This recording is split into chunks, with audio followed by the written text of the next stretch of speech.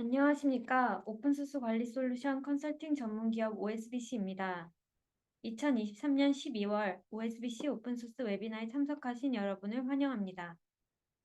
OSBC는 이번 웨비나를 통하여 인공지능을 통한 개발의 전 과정에 있어 발생하고 있는 오픈소스 관련 법률 리스크를 GitHub 코파일럿 케이스를 중심으로 살펴보고 앞으로의 AI 관련 컴플라이언스의 전망을 함께 알아보는 시간을 가지고자 합니다. 웨비나가 종료된 후에는 추첨을 통하여 소정의 상품을 제공할 예정이오니 끝까지 참석 부탁드리겠습니다. 다음으로 웨비나 진행 중 질문 사항이 있으신 분들은 Q&A 방에 글을 올려주시면 감사하겠습니다. 연사분이 발표를 마치고 해당 Q&A 방을 통해 질문을 확인하고 답변해 주실 예정입니다. 12월 웨비나는 하나의 세션으로 지금부터 약 1시간 20분간 진행될 예정입니다. 그럼 마지막까지 함께 참석하셔서 유익한 강의가 되시기 바랍니다. 그럼 지금부터 웨비나를 시작하도록 하겠습니다. 네, 안녕하십니까. 소개받은 OSBC의 이현근 상무입니다. 저는 변호사고요. 그리고 OSBC 주식회사에서 오픈소스 라이센스 컨설팅 업무를 맡고 있습니다. 요즘 다 알고 계시는 것처럼 AI 관련해가지고 굉장히 뜨거운데요. 최근에 오늘 강의 중에도 말씀드리겠지만 특히 GPT-S가 이제 지난달 말에 발표되면서 이 부분에 관해 가지고 점점 더 진짜 인공지능이 우리의 삶에 정말 우리 생각보다 훨씬 더 빨리 도입이 되고, 그리고 이게 이런 식으로 삶에 영향을 끼치다 보면은 회사 업무에는 정말 모든 면에서 금방 영향을 미치겠구나 이런 생각을 하게 되는 요즘입니다.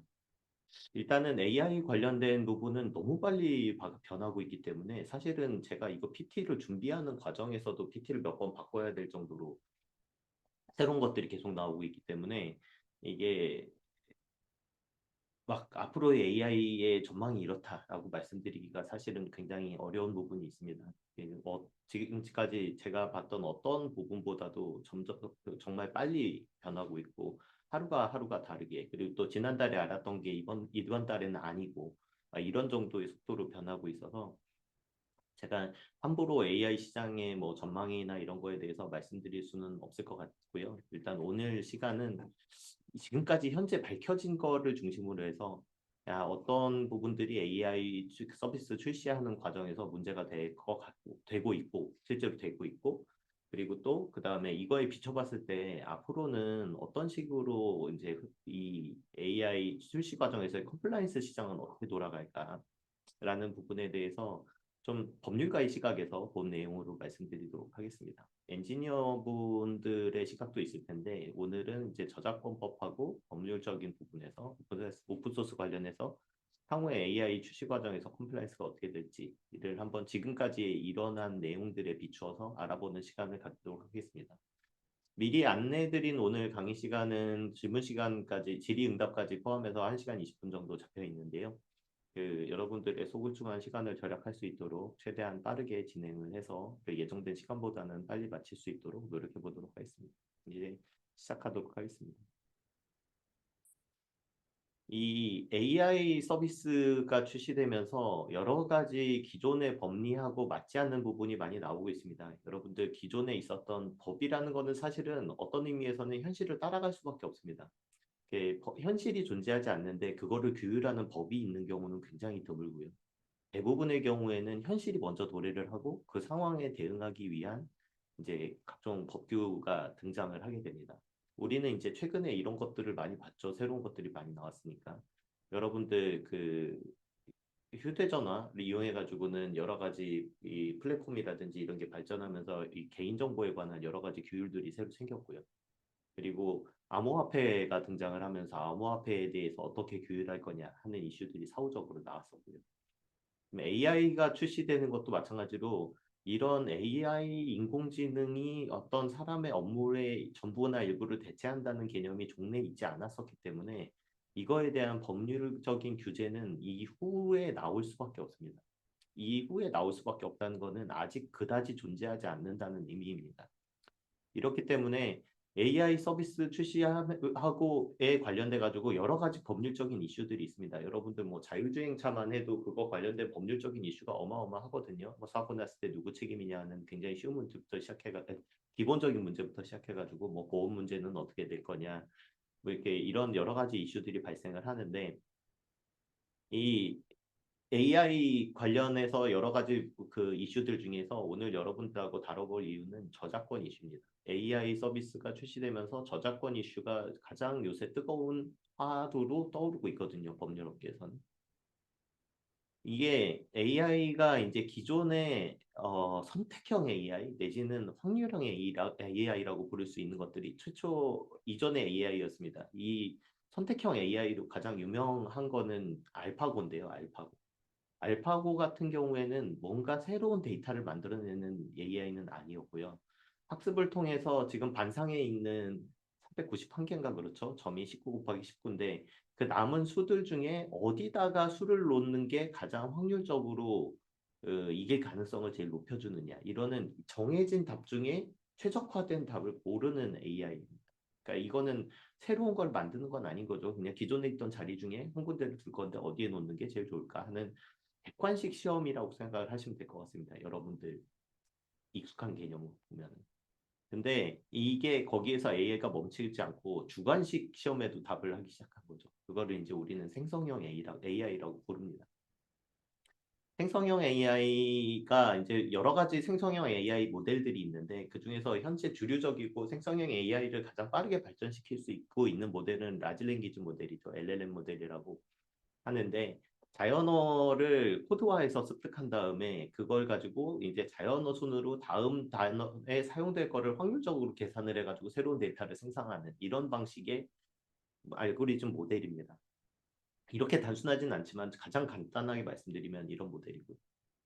이걸 통해서 학습도 하고, 그러니까 기존의 데이터를 수치화해가지고는 다음 단어가 뭐가 나오는지에 대한 확률적 데이터를 분석하는 요소로 삼고, 그거를 통해 가지고 실제로 종전에 없었던 결과를 낸단 말이에요. 생성형 AI가. 그래서 생성형 AI가 기존에 존재했던 것 중에 고르는 것뿐만 아니라 종전에 없던 데이터를 만들어내기 시작했습니다. 이 과정에서 이제 저작권 관련된 이슈가 많이 발생하게 됐는데요. 첫 번째 이제 그 이 생성형 주류적 AI 개발 기술에서 이제 저작권 이슈를 발생시키는 몇 가지 특질들이 있습니다. 그게 이제 첫 번째는 데이터 학습을 할 때 무차별적으로 한다는 겁니다. 이 모델은 결국은 수치화된 데이터의 확률 싸움이기 때문에 그 수치화된 데이터가 얼마나 많이 학습되느냐가 AI의 정확성에 중대한 영향을 미칩니다. 그래서 이 학습 데이터의 총량이 굉장히 중요한데요.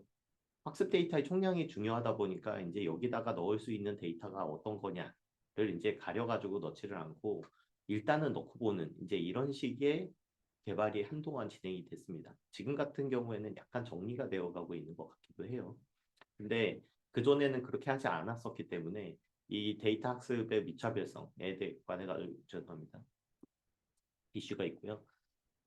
데이터 수집 시에 원데이터가 소재가 어디였는지를 알기가 어렵습니다. 이거는 두 가지 이유에서 어려운데 앞에는 한 가지는 앞에 말했듯이 그냥 무차별적으로 수집을 했기 때문에 알기 어려운 부분이 첫 번째 있고요. 그 두 번째로는 데이터를 수집한 다음에 수집한 데이터가 그 원래 원 데이터의 형상으로 기억되는 게 아니라 아까 말씀드린 대로 수치화된 데이터로 저장되기 때문에 이게 일단 한번 수치화되고 나면은 어디서 온 데이터인지 알기 어렵습니다. 그런 부분이 있고요. 이렇다 보니까 이제 이 두 가지는 학습 과정에 있는 일이고, 이런 식으로 학습을 해가지고는 아웃풋을 내고 나면은 생성물하고 원 데이터하고의 관련성을 확인하기가 어렵습니다.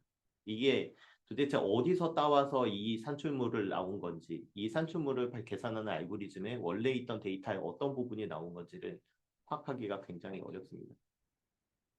그리고 이제 정말 최근이죠. 이게 한 2주 정도밖에 안 된 것 같은데 이런 AI가 이제 플랫폼으로 진화를 하기 시작하는 것처럼 보이거든요. 이제 여러분들 그 챗GPT로 유명한 오픈 AI에서 GPTS라는 거를 발표를 했어요. 그래서 여기에서는 그 GPT의 그 엔진을 이제 오픈 소스로 공개를 하고 이거를 자기가 변형을 해가지고는 이제 스스로를 위한 이제 그 AI를 만들 수 있는, 그러니까 어떤 특정 용도를 위한 AI를 이걸 통해서 만들 수 있는 그런 그 GPT가 이제 새로 도입이 됐습니다. 이거는 어떻게 될지는 제가 엔지니어가 아니어서 이거를 현업에서 얘기하기는 어렵지만 제가 듣기로는 예전에 그 구글에서 안드로이드 OS를 처음에 발표했을 때 비견하시는 분이 계시는 거를 제가 봤습니다.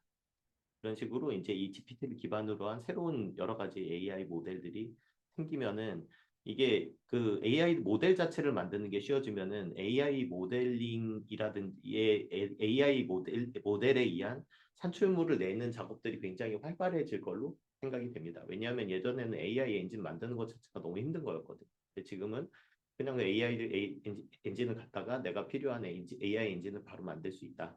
라는 상황이 되면은 이런 AI에 의한 데이터 그 생성은 점점 더 활발해질 거라고 생각이 듭니다.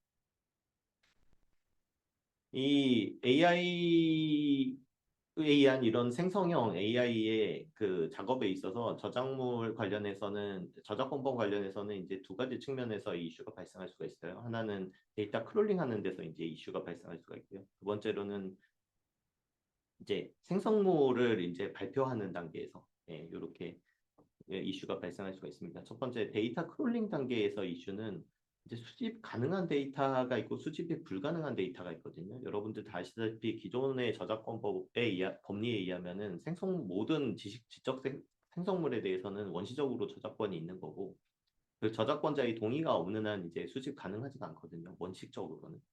그러니까 이게 그런 부분이 예전에는 그 저작물을 갖다 쓴다라는 라이센스기 개념이 여기서 도출이 되는 거고 저작권자가 그냥 그 일단 특정 범위에서 풀어놓은 거면은 갖다 쓸 수 있고 저희 이제 오픈 소스가 이런 종류죠.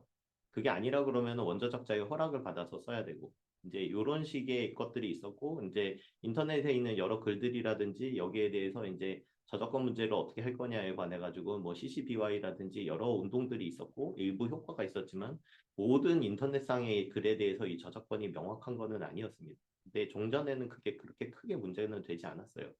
근데 이제는 그런 명확하게 뭐가 없는 거에 대해서 다 수집할 수 있는 거냐 그렇다고 해서 진짜 동의가 없어도 괜찮은 거냐 하는 문제부터 시작해가지고 이 부분에 대해서는 수집하지 말라고 해놓은 것들인데 이제 수집해 한 경우에 어떻게 되냐 하는 이슈들이 있습니다. 그리고 더 문제를 복잡하게 하는 거는 아까 전에 말씀드렸다시피 인공지능 학습 과정에서는 크롤링 끝나고 나면 뭘 크롤링했는지 팩트체킹을 하는 게 굉장히 어렵기 때문에 나중에 사후적으로 우리가 이게 우리가 가지고 있는 엔진이 수집한 데이터가 이 수집 불가능한 거였냐 이거를 사후적으로 알기가 굉장히 어렵습니다. 예를 들자면 이 수집 불가능한 데이터라고 명시적으로 표시되어 있는 가장 이 자연어 데이터들 중에서 인터넷에서 우리가 쉽게 볼 수 있는 자연어 데이터 중에서 이게 허용되지 않는 가장 쉬운 예가 이제 언론사들의 기사거든요. 밑에 보면 이제 무단 전제 및 인용 금지 이렇게 돼 있단 말이에요. 그래서 그거는 이제 따로 언론사의 허락을 받지 않고서는 쓰면은 안 되는 데이터인데 나중에 그 언론사 데이터를 크롤링을 했는지 안 했는지를 사후적으로는 알기 굉장히 어렵습니다. 생성물 수집 단계, 그러니까 생성물 발표 단계입니다. 생성물 발표 단계에서도 또 이슈가 있습니다. 그러니까 이거는 이제 엔진을 만들고 학습을 시키는 과정에서 이제 데이터 크롤링 이슈가 생기는 거고요. 그 엔진을 납품받은 입장에서는 그 엔진을 이용해 가지고는 지적재산, 그러니까 의 대상인 어떤 산출물을 낼 텐데 뭐 그게 글이 됐던 뭐 코드가 됐던 뭐 음악이 됐던 미술이 됐던 어떤 그런 그 재산권의 대상이 되는 저작물을 산출을 하게 될 텐데 그 산출물을 내는 과정에서도 또 이슈가 있는 거죠. 이 산출물에 대해서 이제 그 저작권 관리, 특히 이제 저작권 표시를 해줘야 되냐, 그리고 할 수 있다면 어디까지 표시를 해줘야 되냐 이런 이슈가 있고요. 그 다음에 이렇게 생성된 저작물이 누구의 저작권이냐 하는 이슈도 있습니다. 예를 들면은 인공지능이 그림을 그렸다 그러면은 이게 인공지능의 엔진을 만든 사람의 저작권이냐, 아니면은 그 작업을 시킨 사람의 저작권이냐, 아니면은 인공지능 자체의 저작권이냐, 이제 이런 부분들이 논의가 실제로 되고 있고 케이스들도 나오고 있습니다. 대부분의 지금 현재 나오는 케이스들은 인공지능이라는 사람이 아닌 거에 권리를 인정하고 있지는 않은 것 같습니다. 이런 이슈들이 있다 보니까 실제로도 사건이 많이 있습니다. 이게 잘 알려진 사건도 있고 좀 덜 알려진 사건들도 있는데요. 거의 저작권의 전방위에서 이 AI 생성물에 관련해서는 지금 현재 분쟁이 있는 상태라고 보시면 되겠습니다. 위에 게티 이미지 대 스테빌리티 사건은 죄송합니다. 이거는 그림 저작권에 관한 이야기예요. 이게 스테빌리티 AI 지금 왼쪽에 보면 이제 로고가 나와 있는데요. 스테빌리티 AI는 그 특정 이제 자연어로 명령을 주면은 그 조건에 맞게 이제 이 그림을 생성해주는 AI 엔진이고요. 근데 이제 여기서 뭔가를 그림 데이터를 학습을 시켰으니까 이게 이런 산출물이 나오고 있을 텐데 이런 산출물 나오는 거에 대해서 게티 이미지라는 이제 가장 큰 그 디지털 그래픽 아카이브 회사에서 이거 소송을 제기했습니다. 분명히 우리 거 무단으로 갖다 쓴 게 분명하다. 이제 이런 식으로 해가지고 두 회사가 지금 게티 이미지하고 그러니까 스테빌리티를 상대로 소를 제기해가지고 영국에서 소송이 진행 중에 있고요.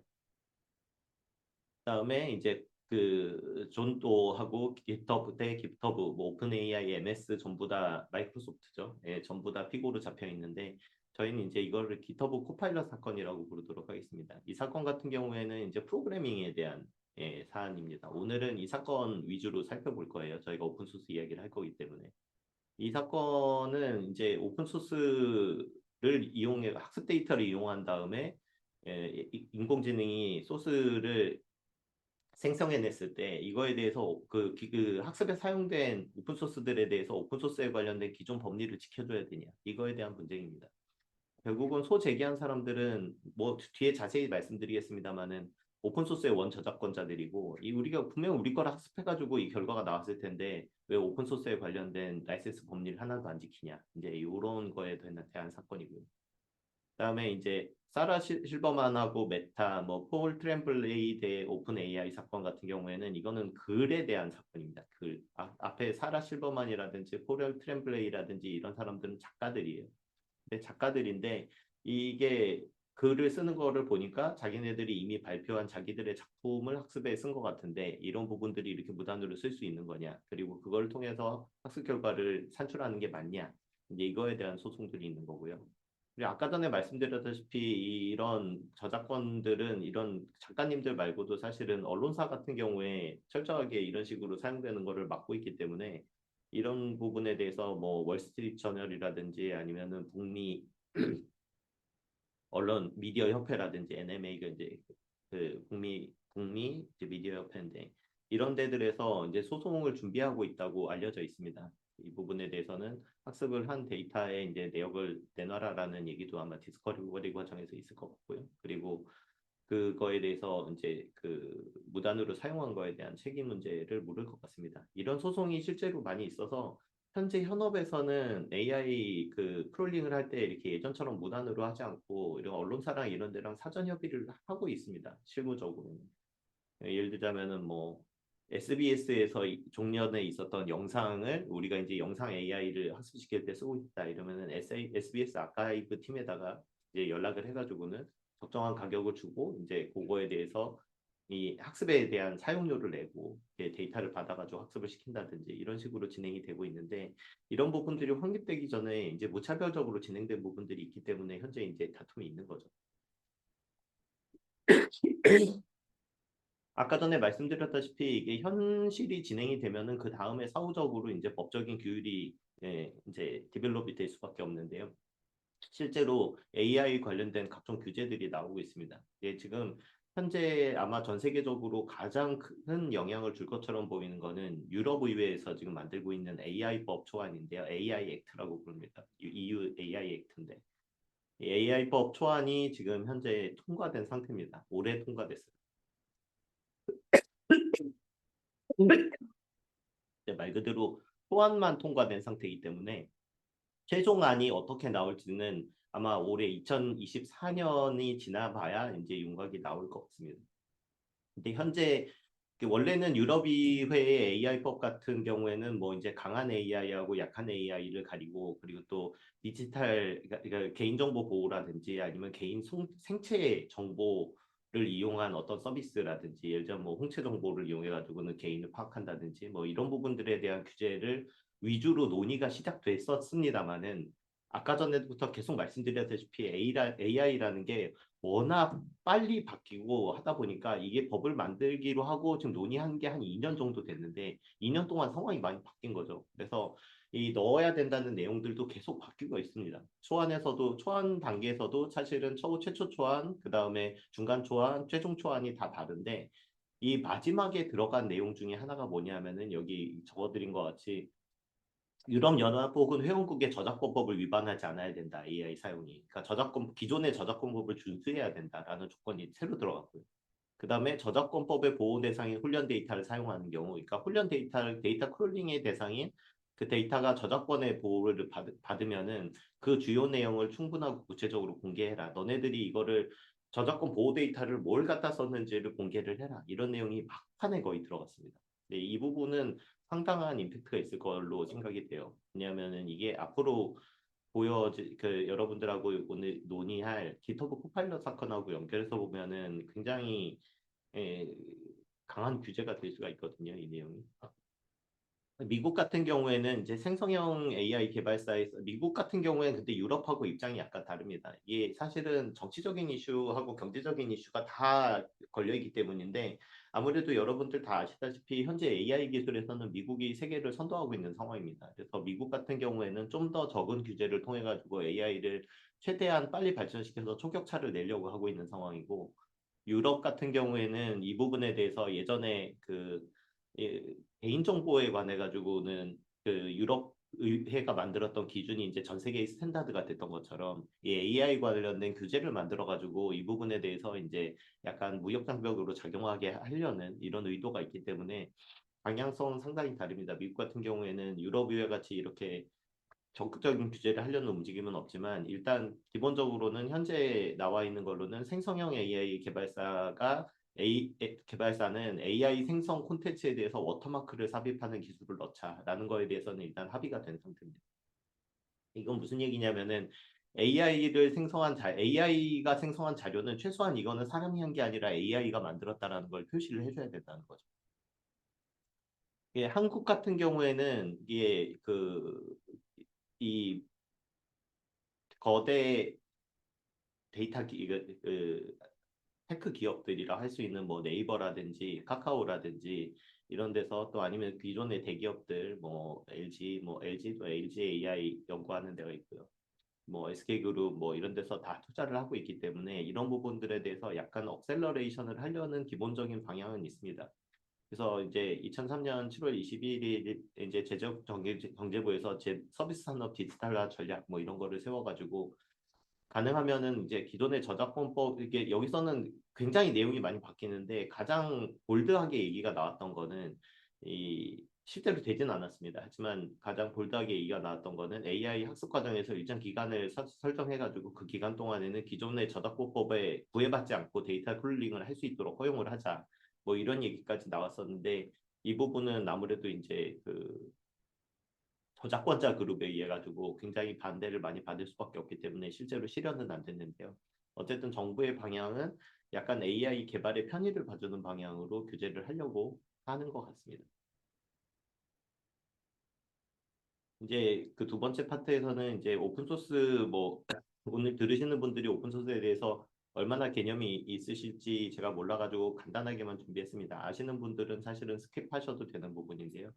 오픈 소스 같은 경우에는 이제 사용하고 수정 및 배포가 자유롭지만 영시적인 라이센스 조건의 준수가 요구됩니다. 왜냐하면 오픈 소스가 오픈 소스인 이유는 원 저작권자가 이거를 오픈 소스 라이선스를 달아서 배포했기 때문이기 때문에 잘 아시다시피 저작권자가 오픈 소스로 라이센스를 붙이지 않으면 이게 오픈 소스가 될 수가 없습니다. 개인의 프로프리에탈이기 때문에 자기 개인의 재산권이기 때문에 의 영역이 있는 거라 예, 본인이 이게 널리 내가 이걸 풀겠다라는 걸 붙여야지만 이제 오픈 소스가 되는 거고 그래서 오픈 소스에 라이센스가 있을 수밖에 없는데 100% 있는 거죠. 근데 그 라이센스에서 다 이거를 이런 식으로 오픈하는 대신에 이런 거를 지켜줘라는 그 다른 조건들이 붙어 있는 경우가 많습니다. 이제 제일 유명한 것들이 이제 고지 의무하고 공개 의무이지만 사실은 고지 의무랑 공개 의무 말고도 오픈 소스 라이센스별로 준수해야 될 의무 사항이 굉장히 다양하게 있습니다. 하지만 방금 말씀드린 대로 가장 중요한 거는 이제 우리가 소위 고지 의무라고 고르는 이제 저작권 표시 의무가 있다는 거죠. 대부분의 오픈소스 라이센스에는 이 고지 의무가 요구가 됩니다.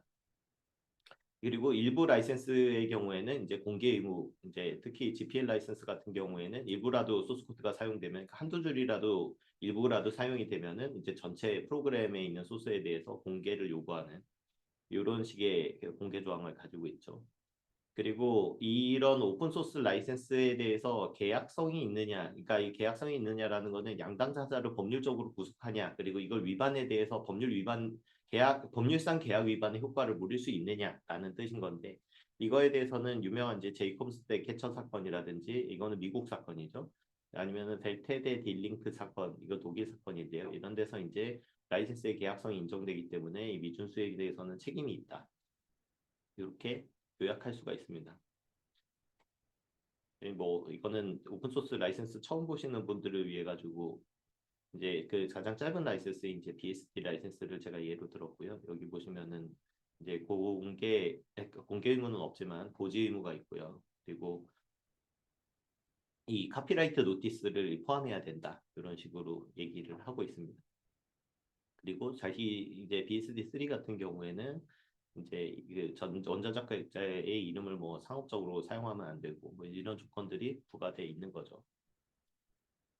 이건 이제 저희 회사에서 사용하는 이제 컨설팅 페이퍼의 일부인데 그 몇 가지의 예만 그냥 쉽게 볼 수 있도록 들었습니다. AGPL 3.0하고 뭐 APEC 2.0하고 그냥 BSD2, BSD3 뭐 이런 것들에 따라서 이 아까 전에 말씀드렸다시피 오픈소스 라이센스 의무들이 굉장히 다양하다라는 것을 보여주는 거죠. 오픈소스별로 다 다릅니다. 그리고 이거 중에 이제 하나라도 지키지 않게 되면은 오픈소스 라이센스 위반이 되는 거죠. 그에 따른 법률적 책임이 발생하는 걸로 되어 있습니다. 아까 전에 AI 생성형 AI 관련해서는 저작권 관련된 분쟁이 뭐 전방위로 일어나고 있다고 제가 말씀드렸어요. 그림 관련해서도 일어나고 있고, 그러니까 이미지 관련해서도, 또 동영상 관련해서도, 또 그 일반적인 그냥 저작물, 글이라든지 이런 거에서도 지금 다 발생을 하고 있는데, 이런 여타 저작권 분쟁하고 오픈소스 관련 분쟁이 좀 차이가 나는 부분이 있습니다. 유의미하게 차이가 나는 부분이 있는데, 첫 번째는 일단 개발 AI 학습 및 결과물 생성 시 오픈소스 사용이 불가피하다는 겁니다. 그러니까 이 코드 생성을 하려면 코드를 학습을 시켜야 되는데 여러분들 아시다시피 이 코드라는 거는 원래 다 저작권이 있는 거고 이런 학습에 사용되려면은 그 코드 자체가 공개가 돼 있어가지고는 퍼블릭하게 이렇게 공개가 돼 있어야 되는데 이 공개되는 형식이 오픈소스이기 때문에 그 개발 AI 학습 및 결과물을 생성할 때 오픈 소스를 안 썼다라고 할 수 있는 방법이 없습니다. 이거는 무조건 오픈 소스를 학습을 시킨 거죠.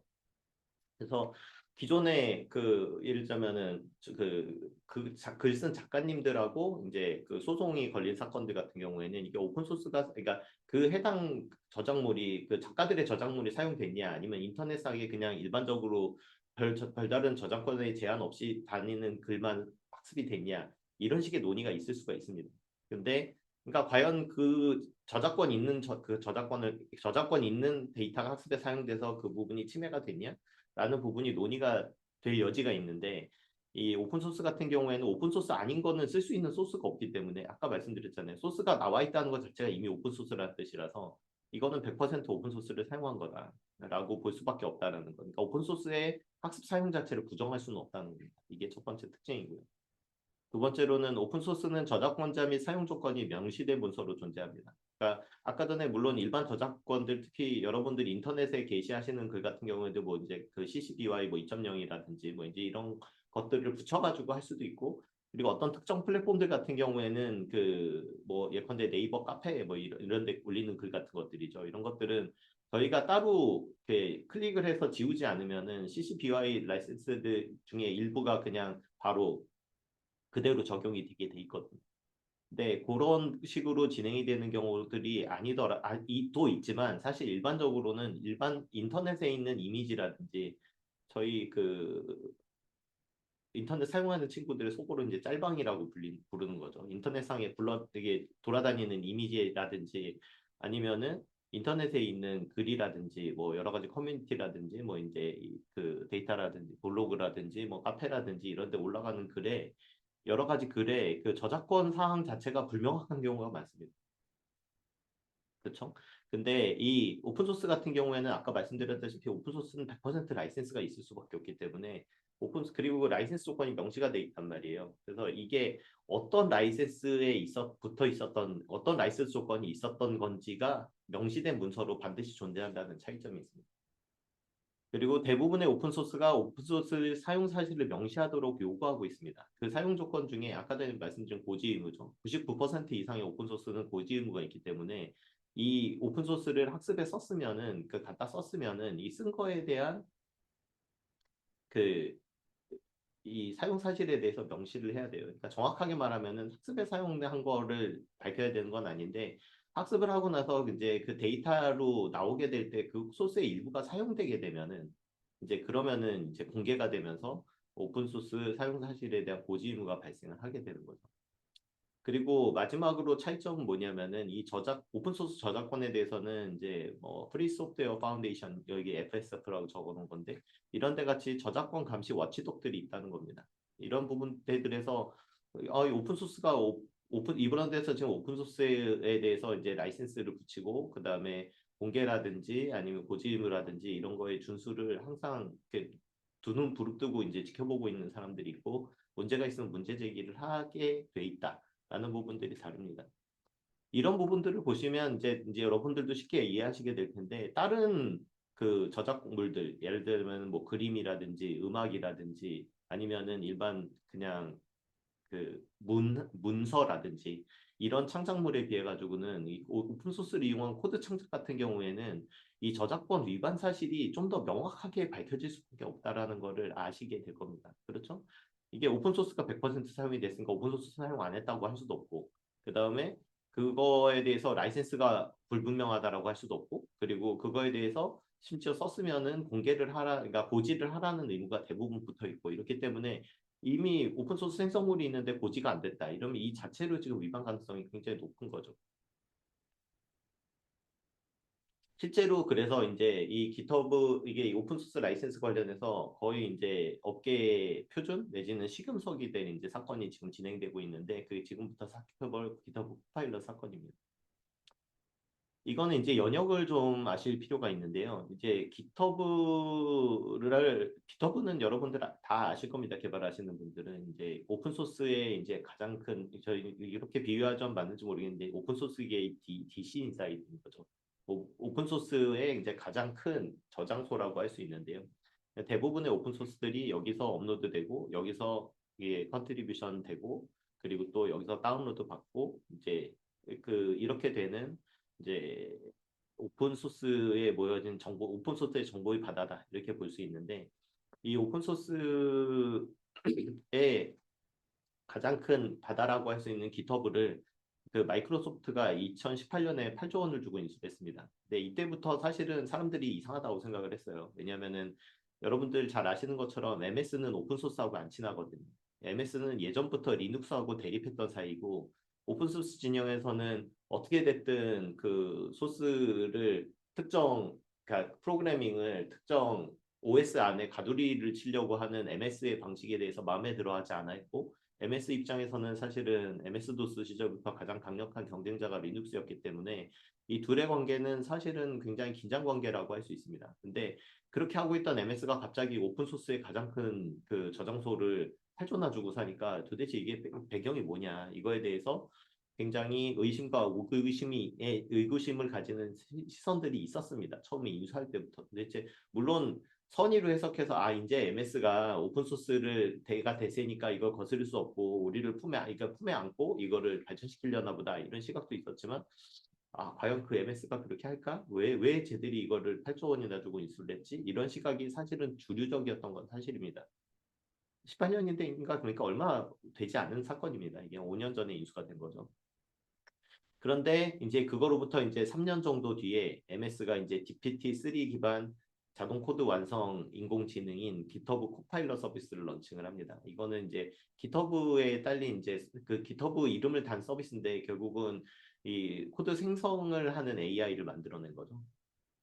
그래서 이제 GPT-3 기반으로 GitHub에 있는 소스들 가지고 우리가 학습한 걸 가지고 너의 코드를 짜줄게 이런 서비스를 런칭을 합니다. 근데 이거를 이게 실제로 써보니까 코드가 짜지는데 코드가 짜지고 나서 이제 그 오픈소스 라이센스에 대한 뭐 고지라든지 뭐 이런 부분들이 전혀 이루어지지 않는 거예요. 그냥 결과물만 나올 뿐이지. 여러분들 챗GPT 써보시면은 다들 써보셨을 거라고 생각하는데 뭐 예를 들어서 내가 여행 일정을 예를 들어서 내가 북해도로 5박 6일 여행 가려고 하는데 삿포로에서 시작해서 삿포로로 끝나는 일정을 짜줘라고 하면은 짜주지만 내가 그거를 어디서 봐서 이렇게 했는지는 전혀 밝혀주지 않잖아요. 그냥 결과물만 딸랑 나온단 말이에요. 기터브 코파일럿도 똑같습니다. 쓰면은 내가 무슨 코드를 썼는지 이 소위 말하는 BOM이 전혀 나오지를 않아요. 소프트웨어 BOM이 비로그 모티리얼이 전혀 나오지 않고 그냥 그게 안 나오니까 당연히 고지라든지 이런 부분은 생략이 되고 결과물로서의 코드만 나오는 겁니다.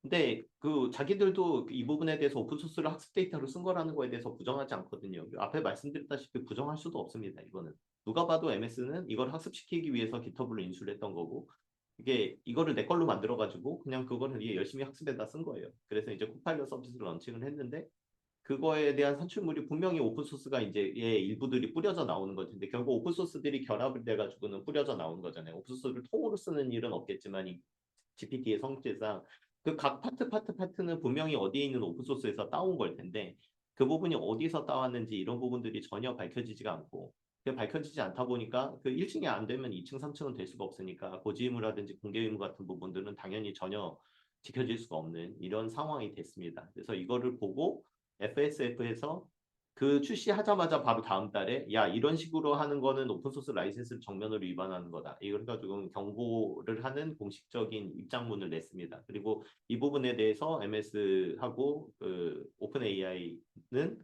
충실하게 이런 부분에 대해서 개발자들한테 응답할 의무가 있다. 어떤 식으로 코드가 학습이 돼서 어떤 식으로 뿌려지는지 그리고 이런 라이센스 위반 소지에 대해서는 어떻게 대답할 건지에 대해서 이렇게 우리하고 이렇게 진지하게 대화를 해봐야 된다. 개발자 그룹하고 이렇게 얘기를 했는데 그걸 무시를 했습니다. 아예 대응을 안 했고요.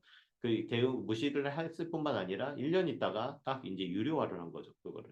그러니까 오픈소스 진영에서는 이제 약간 이거를 좋아할 수가 없는 겁니다. 여러분들 아시겠지만 오픈소스 운동이라는 거는 사실은 약간 사상적인 부분이 있기 때문에 이념적인 부분이 있는 거라서 이런 부분 이런 식이라고 하면은 사실은 결과적으로는 오픈소스 운동을 통해 가지고는 수많은 소스를 오픈소스로 해가지고 깃허브라는 큰 저장소에다가 지금 다 모아놨는데 이거를 특정 기업이 이걸 인수하더니 이걸 자기네 서비스를 유료 서비스로 하는데 그냥 써먹는 결과가 돼버렸잖아요. 이거는 이제 허용할 수가 없는 거죠. 그래가지고 이제 개발자들이 이제 깃허브하고 오픈 AI 그 마이크로소프트를 상대로 소를 제기했는데 이게 이제 작년 11월입니다. 좀 빠르게 진행이 됐죠.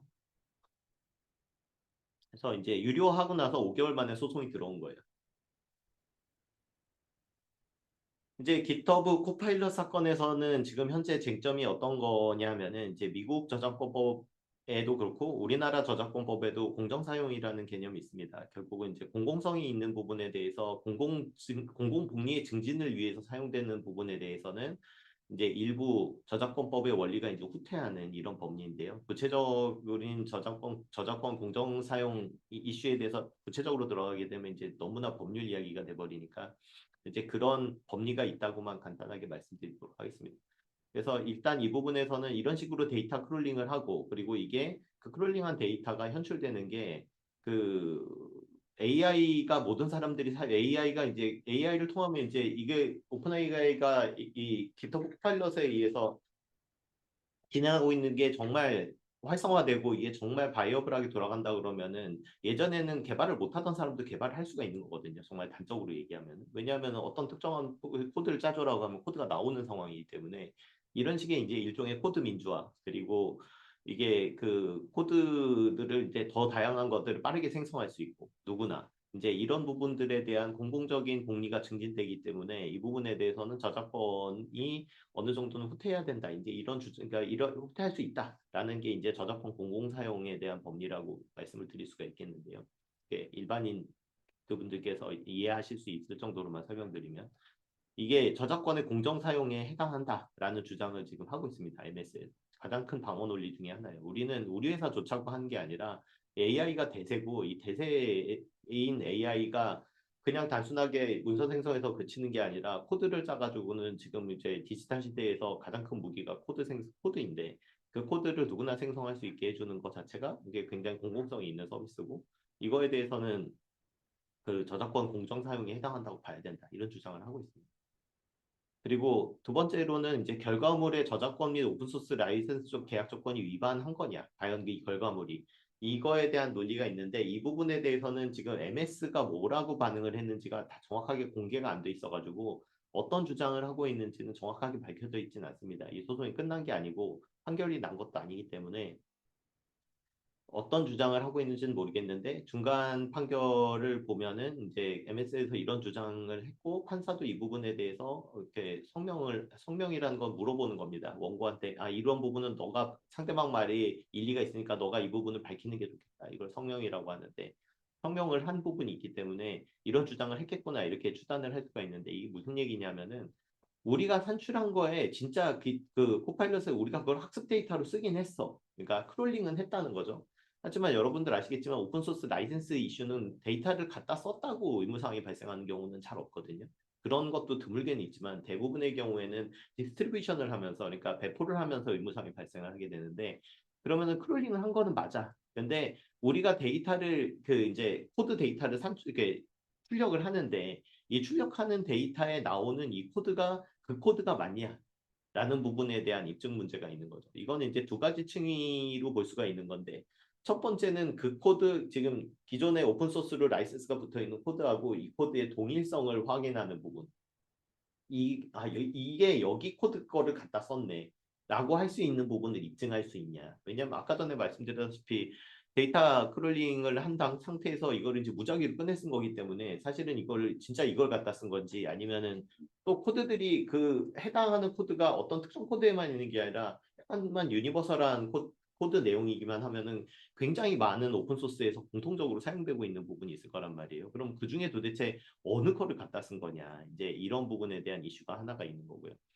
두 번째로는 이게 그거랑 같냐라는 이슈가 있을 것 같습니다. 왜냐하면은 아까 말씀드렸다시피 이게 AI에서 생성형 AI에서 나오는 산출물은 그 우리가 아는 자연어를 크롤링을 하고 실제로 자연어로 데이터가 최종단에서 뿌려지는 거긴 하지만 그 자연어 자체가 처리되는 건 아니고요. 자연어를 수치화해가지고는 중간에 인식하는 단계가 있기 때문에 이거를 그 수치화를 해가지고는 사실은 그 자연어가 아닌 상태로 변형을 해서 학습을 하고 뿌릴 때도 그 변형된 상태로 한 다음에 이걸 다시 자연어로 컨버팅을 하는 이런 과정을 거치게 되기 때문에 이렇게 됐었을 때 그 데이터가 맞냐?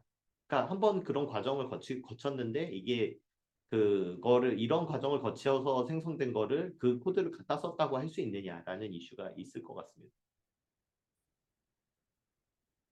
그리고 이제 그 더 나아가서 발생하는 거는 이제 추정물에서 근데 이 부분이 증명이 된다 그러면은 결국은 추정물에서 고지가라든지 이런 고지 의무라든지 이런 저작권 표시 의무를 해야 되는데 그 부분은 이제 다 미준수한 게 될 거고요. 왜냐하면 비오임이 나오질 않으니까.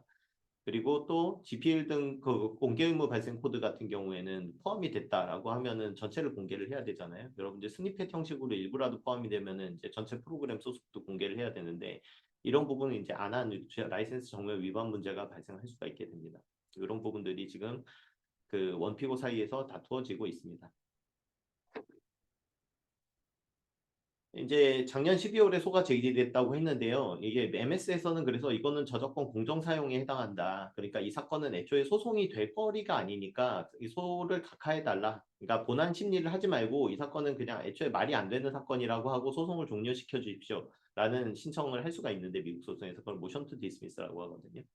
근데 이 모션 투 디스미스 신청을 했습니다. 공정이용이라는 거를 원인으로.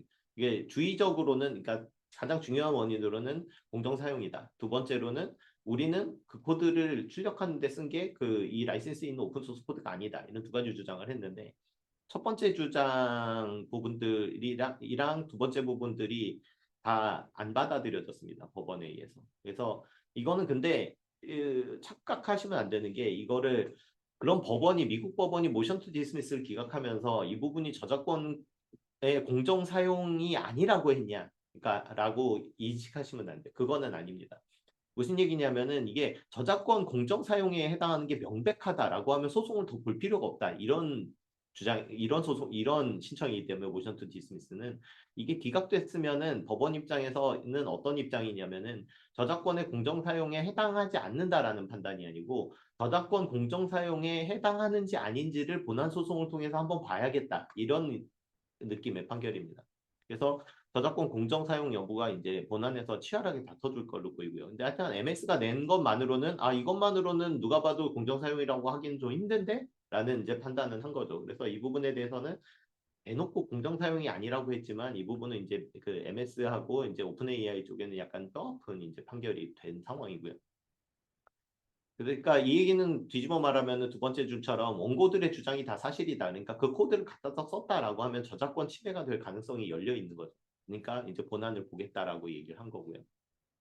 근데 다만 법원에서는 뭐라고 얘기를 하냐면 원고들한테 아까 전에 제가 성명을 한 사실이 있다 이렇게 말씀을 드렸는데요. 이게 뭐냐면은 저작권 침해 주장하는 원고들도 자기의 코드가 지금 원고들이 문제 삼는 결과물에서 나오는 코드가 그 자기들 코드라는 거에 대해서 좀 더 명확하게 입증을 해라라는 이야기를 했습니다. 이 얘기는 아까 말씀드린 대로 그 이 코드랑 이 코드의 동일성에 대해서도 이야기를 해야 될 거고요. 그리고 이런 그 오픈소스 그러니까 오픈소스는 AI의 오픈소스 학습하고 그리고 그 이거의 그 AI 엔진에 의한 산출 과정이 이 우리가 이야기하는 오픈 소스 라이센스에 있어서의 이제 그 배포전 사용에 해당하는 거냐 이런 부분에 대해서도 아마 입증이 필요할 걸로 보입니다.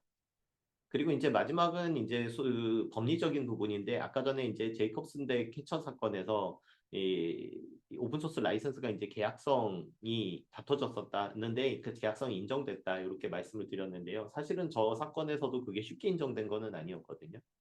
이게 그 오픈소스 라이선스라는 거는 사실 일방적으로 붙인 거잖아요. 원저작권자가 쓴 사람한테 그때그때 승인을 받고 쓴 게 아니라 그냥 이런 라이센스 조건을 붙여가지고 일방적으로 올려놓은 거에 불과하기 때문에 그런 거를 이제 그 계약으로 보려면은 약인이라는 게 있어야 됩니다. 미국 컨시더레이션인데요, 영어로는.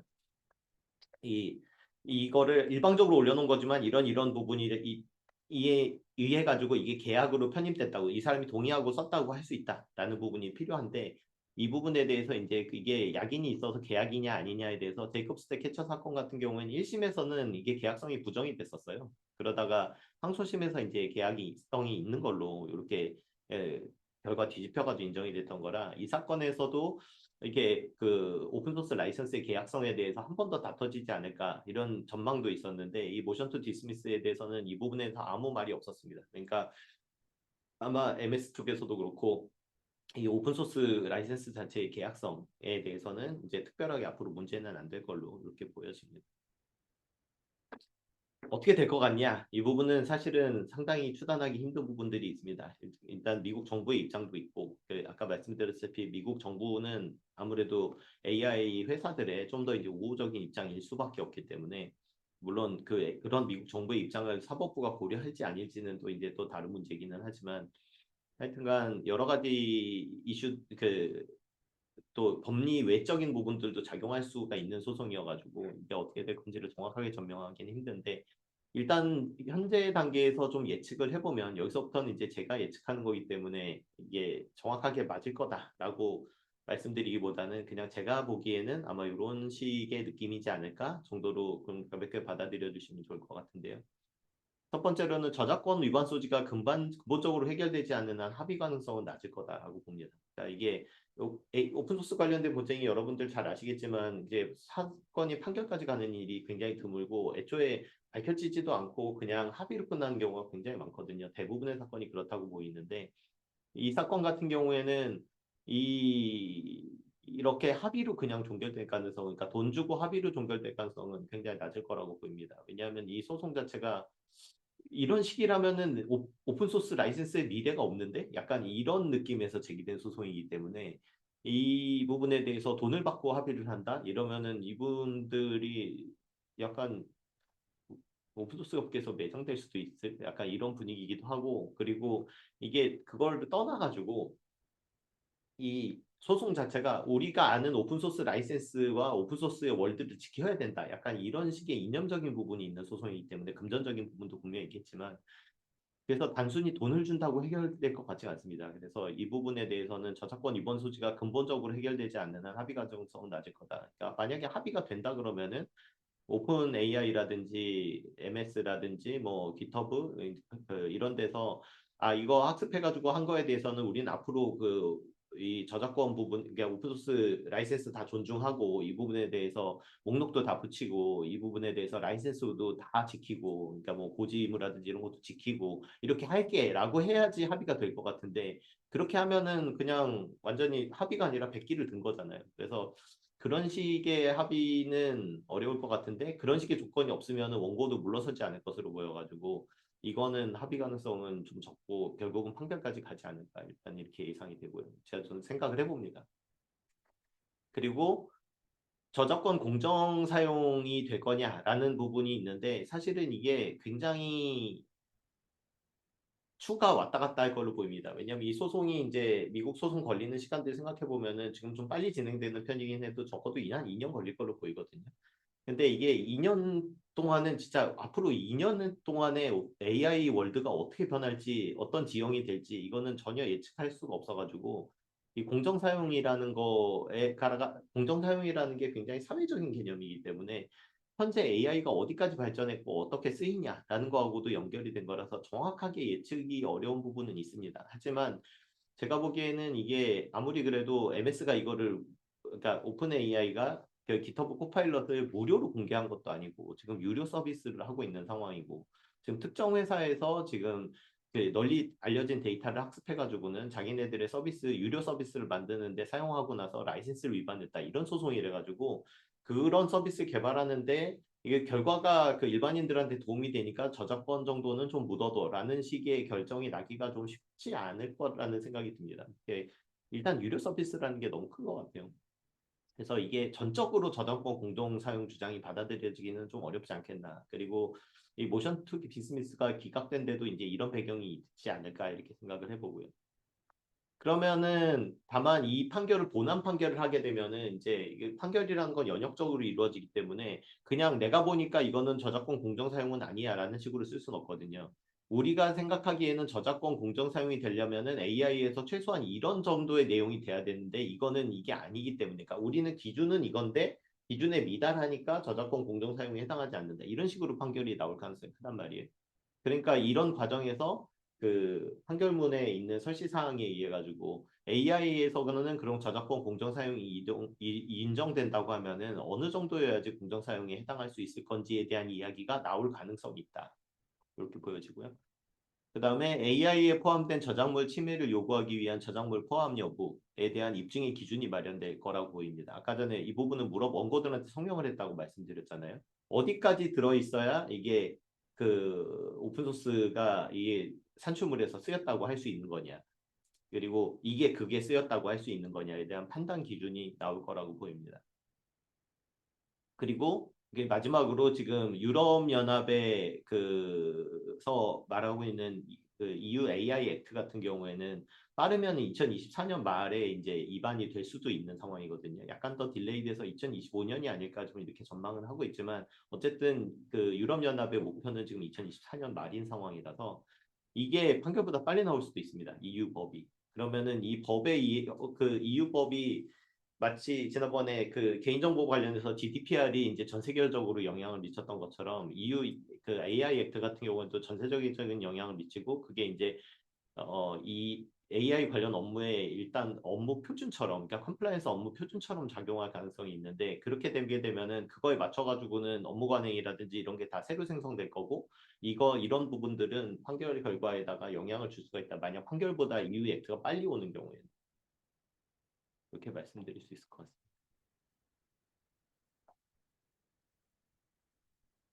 그리고 이게 그 아까 전에 말씀드렸다시피 일반적인 저작권에 비해서 오픈소스 라이센스 같은 경우에는 이 AI를 사용한 생성물이 기존의 저작권을 위배한 거다라는 내지는 기존의 저작권을 침해한 거다라는 것들이 훨씬 명확하다라고 말씀드렸잖아요. 그래서 이게 다른 저작권이 문서, 기사, 문학, 이미지, 음악과 같은 AI 소송에서 최소 기준으로 작용할 가능성이 크다고 보입니다. 예를 들면 아까 전에 이 소스 코드가 여기서 소스 코드로 따져서 사용했다는 거에 대한 기준이 만들어질 수 있다 이렇게 말씀드렸잖아요. 그러면은 이거는 코드 같이 명확한 게 없기 때문에 이게 일반적인 다른 저작물에 대해서도 그게 이제 최소한의 기준이 될 가능성이 되게 큽니다. 그러니까 뒤집어 말하면은 오픈 소스 AI에서도 인정 안 되는 거는 저작권으로 보호가 안 되는 거는 그거는 타저작권에서는 보호받기 힘든 게 이제 될 거라고 보입니다. 굉장히 중요한 사건이 법률적으로는 굉장히 중요한 쟁점이 될 거라고 보입니다. 이제 결국 문제는 뭐냐면 그럼 지금 이렇게 모든 게 유동적이고 지금 이게 AI가 발전하고 있고 그거 이게 우리 업무에 사용되는 거는 코앞에 와 있는데 이거를 쓸 때 우리는 그럼 어떻게 써야 되냐 하는 부분에 대해서는 지금 확실한 기준이 나와 있는 게 없는 거잖아요. 뭐 법이 나와 있는 것도 아니고 좀 판결이 나와 있는 것도 아닌데 그러면 우리 제 실무 입장에서는 어떻게 하면 좋을까에 대해서 좀 생각을 해보는 시간을 마지막으로 가져보도록 하겠습니다. 이건 이제 두 가지로 제가 나눠서 좀 정리를 해봤는데요. 첫 번째는 이제 AI 엔진을 개발하는 입장이에요. 근데 이거는 사실은 오픈소스 크롤링을 중단하기는 어렵다고 봅니다. 그러니까 결국은 AI의 품질이라는 거는 그 알고리즘 설계에도 있지만 그 기본적으로 학습된 데이터의 양이 얼마나 되느냐에 정말 결정적으로 영향을 받기 때문에 데이터 크롤링을 야 이제 지금 이거에 대해서 그 뭐 법리적으로 확실하지 않으니까 크롤링을 하지 마 이런 식으로는 이거는 안 될 거라고 봅니다. 이거는 AI 개발을 하지 말라는 얘기하고 똑같기 때문에 크롤링은 계속될 거라고 보이고요. 다만 이제 크롤링의 출처를 이제 제한하려고 할 겁니다. 예, 아까 전에 말씀드렸다시피 그 실제로 이미지라든지 아니면 영상 같은 것들은 지금 원저작권자를 찾아가지고 저작권 협의를 통해 가지고는 사서 하는 식으로 이제 실제로 진행이 되고 있기 때문에 이거에서도 있을 수밖에 없는데 이제 이 오픈 소스 코드 같은 경우에도 이제 더 스택이라는 그 아카이브가 있어요. 이 학습용 데이터를 제공하는 그 아카이브인데 그 소스 코드들은 더 스택 홈페이지에 이제 이용 약관을 보면은 자기네들은 기본적으로 퍼미시브한 라이센스의 오픈 소스들만 갖다 쓴다. 이렇게 얘기를 하고 있습니다. 그러니까 자기네들의 아카이브에서 지금 학습용으로 제공하는 것들은 퍼미시브한 것들로 구성을 했다. 왜냐하면은 이거를 안 하게, 그러니까 퍼미시브한 게 아니라 카필레프트 계열들, 즉 이제 다시 말하자면 공개 의무가 있는 라이센스들을 넣게 되면은 이게 위반 때 이제 위반 책임이 굉장히 커지기 때문에 나중에 뭐 그 고지 의무를 더 다시 보완한다는 정도로는 끝나지 않고 코드를 공개해야 되거나 이런 이슈들이 있으니까 그런 부분들에 대해서는 우리는 이 부분들에 대해서 퍼미시브한 라이센스만으로 만든 새로운 아카이브를 만들었어라고 하는데 정말 재미있는 거는 이 사이트 말미에 보시면 그 약관 말미에 보시면 우리가 그렇긴 한데 우리가 이게 퍼미시브한 것만 있다는 거에 대해서 보증은 하지 않으니까 이거에 대해서 그 할 때 너네들도 잘 살펴보고 써야 돼 뭐 이런 식으로 돼 있습니다. 그래가지고 모은다고는 모았는데 내가 책임은 못 진다. 이제 이런 느낌으로 돼 있는 거죠. 그래서 실질적으로 오픈소스 출처를 제한하려고는 하지만 지금 완벽하지 않은 상황이고요. 이 부분에 대해서는 결국은 산출물 관리를 할 수밖에 없을 거라고 보입니다. 그러니까 다 산출하고 나서 한번 데이터들이 괜찮은지를 한번 살펴보는 식밖에 없을 거라고 봐요. 그래서 이제 크롤링 대상 우리가 크롤링한 거를 리스트업을 할 수 있어야 될 거라고 생각을 하거든요. 우리가 무슨 데이터를 갖다 썼는지에 대해서 리스트업이 안 돼 있으면은 사실은 이 산출되는 데이터하고 매치업도 할 수가 없기 때문에 크롤링을 하는 과정에서 이제 그리고 특히 여러분들 아까 전에 제가 잠깐 말씀드렸었는데 EU 액트 같은 경우에는 기존의 저작물들이 있는 경우에 그 저작권을 지켜줘야 되고 그리고 그 사용한 정보에 대해서 이제 저작권 표시를 해줘야 되는 걸로 돼 있고 그런 입법이 된다 그러면은 크롤링 대상 자료를 리스트업할 수밖에 없습니다. 근데 지금 현재로서는 크롤링을 하고 나서 대상 자료를 리스트업하는 게 기술적인 한계 때문에도 그렇고 비용 때문에도 그렇고 실질적으로 이루어지지 않고 있거든요. 근데 이 부분에 대해서는 만약에 그런 규제가 나온다라고 하면은 그거에 따라 가지고 대상 자료를 리스트업 할 수밖에 없기 때문에 이거를 크롤링하면서 리스트업하는 그런 기술들이 아마 발전하지 않을까. 지금 현재 상태로서는 좀 어려운 부분이 있는 것 같습니다만 나올 거라고 생각이 되고요. 그리고 이제 AI 사용 산출물에 대한 이제 책임 제한 규정들이 도입될 거라고 봅니다. 그러니까 이건 무슨 얘기냐면은 AI 엔진을 납품한 입장에서는 이제 엔진을 납품받은 사람들은 그 AI를 이용해 가지고 특히 생성형 AI 엔진인 경우에는 이제 수많은 데이터랑 산출물이 나오게 될 텐데 그 산출물에 대해서 발생하는 모든 일에 대해서 보증할 수가 없을 거거든요. 그래가지고 이게 우리 입장에서는 이렇게 우리가 지금 엔진을 만드는 과정에서 있었던 오픈소스들에 대해서는 우리가 준수를 할 건데 이걸 해가지고 만들어진 부분들에 대해서는 사용자 책임이라는 식으로 책임 제한이 가해지지 않을까 이렇게 생각이 되고 있습니다. 그리고 AI 그러니까 이제 개발 회사 입장에서는 일단 크롤링은 계속 하되 이제 이 부분에 대해서 크롤링 데이터를 리스트업하는 작업들이 이제 어떻게 되는지에 대해서 규제라든지 이런 동향을 계속 살펴보실 필요가 있고요. 그리고 이제 그 산출물을 이제 그 AI 엔진을 납품할 때 그 엔진이 하는 산출물에 대해서는 이제 책임 제한 규정들이 적절히 들어가 있는지를 아마 이제 같이 일하시는 법무법인이라든지 이런 데랑 한번 상의해 보실 필요가 있으실 거라고 생각이 되고요.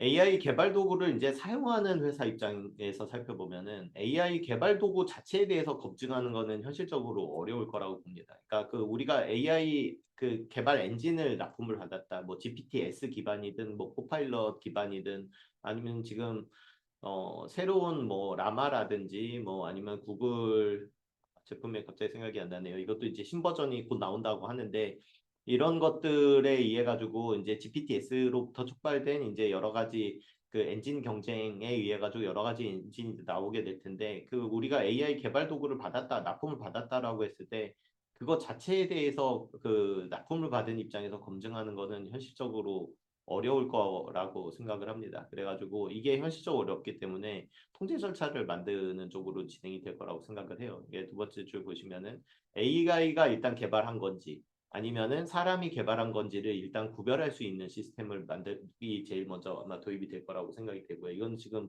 뭐 미국에서도 지금 벌써 상무부하고 이제 AI 회사들 사이 이미 다 합의가 된 상황이니까 이 부분은 약간 어깨 표준처럼 돼가지고 AI 부분이 어디서부터 어디까지인지 이제 이런 분들이 밝혀질 수 있도록 하는 이게 절차가 제일 먼저 우선적으로 도입될 걸로 예상이 되고요. 그다음에 그 이 소스 코드의 이제 라이센스 위반 문제에 관해서는 아까 말씀드렸다시피 이게 GitHub 코파일럿 사건에서 이게 공정 사용으로 인정될 가능성이 거의 없다라고 하면은 사실은 지금 현재 소송에서 진행되는 걸로는 이게 오픈 소스를 갖다 쓴 게 맞고 AI에 의한 생성물이 사실은 그 해당 코드를 갖다 쓴 사용에 해당한다. 사용 및 수정에 해당하고 그거를 공개할 때는 의무가 필요하다라는 쪽으로 가게 되면은 결국은 산출물 통제를 할 수밖에 없을 거라고 보입니다. 그러니까 엔진 자체를 통제하는 게 아니고 엔진에 의한 산출물을 통제하는 수밖에 없을 거라고 봅니다. 그러니까 일단은 생성을 하고 나서 특히 이제 코파일럿 같은 데에서는 생성을 하게 되면 BOM이 없잖아요. 그러니까 그 부분에 대해서 이제 한번 검증 도구를 이용해서 살펴보고 이제 그 BOM을 맞춰줄 필요가 있고요. 사실 이 부분은 라이센스 컨트롤을 위해서도 필요하지만 이게 보안 취약점을 위해서도 좀 필요한 부분입니다. BOM 자체가 안 만들어져 있고 그냥 결과값인 코드만 나온 상황에서는 그 따로 BOM 관리를 안 하면은 이제 로그4j 같은 그런 그 광범위한 취약점 이슈가 발생했을 때 이제 즉각적으로 대응이 안 되게 되기 때문에 그때그때 하느니 평소에 이제 그 보안 차원에서라도 BOM 관리를 하게 될 텐데 이 산출물을 AI 산출물도 AI라고 워터마크를 찍더라도 아 이런 AI니까 괜찮아가 아니라 이 부분에 대해서는 이제 그 BOM 관리를 하는 식으로 준법 정책이 발전해야 될 거라고 보이고요. 그리고 이 부분에서 이제 그 해당 도구의 성능 측면에서 가장 중요한 건 이제 스니펫 탐지가 얼마나 잘 되느냐일 것 같아요. 왜냐하면은 결국은 AI가 산출한 거에서는 코드를 통으로 따서 쓰거나 아니면 통 코드를 따서 쓰면서 대부분을 갖다 쓰면서 일부를 수정하는 식으로 기존 작업처럼 이루어지지가 않고 정말 쪼가리 쪼가리로 찢어진 것들 여러 코드에서 나온 것들이 결합돼 가지고는 생성물로 나올 가능성이 높기 때문에 이 얼마나 스니펫 탐지가 정확하게 되느냐 하는 부분들이 아마 이제 이 검증 도구의 성능을 평가하는 기준이 될 거라고 생각이 듭니다. 예, 여기까지 그 한 저희 1시간 3분, 1시간여에 걸쳐 가지고 지금 현재 그 AI 개발 과정에 있어서 이제 라이센스 저작권 이슈들이 어떤 것들이 있고 이제 향후에 어떤 식으로 발전할 것 같고 이제 업체들 입장에서는 어떤 부분을 신경을 쓰고 변화를 살펴봐야 되는지에 대해서 말씀을 드렸는데요.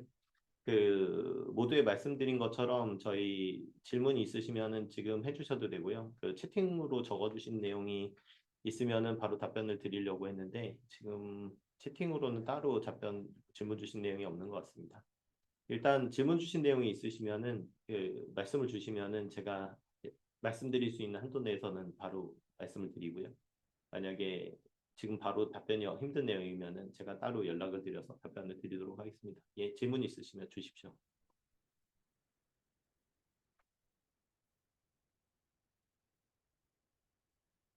네, 질문이 있으신 분들은 채팅창에 남겨주시면 순차적으로 답변해 드리도록 하겠습니다.